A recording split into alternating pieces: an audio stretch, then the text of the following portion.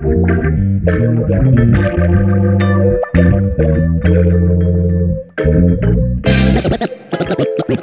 begin. Hi folks, so this week we are looking at a passage from the Gospel of Matthew, often called the Beatitudes or the Blessings, and Jesus says, "Blessed are you, certain people, for you will receive X kind of thing." Well, you'll see when you read the passage. Actually, check it out right here. Now, I spent some time in my early 20s in a monastic community where before meals and at the beginning of the day we would say this prayer: God, keep us in the spirit of the Beatitudes, joyful, simple, and compassionate. And well, I think that does sum up the spirit of the Beatitudes: joy, simplicity, compassion.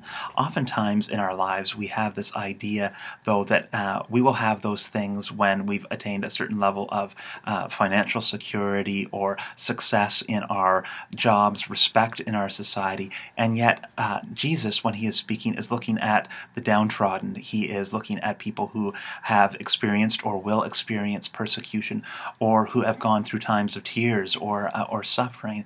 And this is kind of the topsy-turvy world of the gospel, where whether we lived in Jesus' time or today, often we expect the good things in life, the blessings, when everything is going well. But Jesus goes into the places of vulnerability. Jesus becomes human. Jesus spends time with people on the edges of society, and ultimately knows the deepest places of suffering through his death on the cross.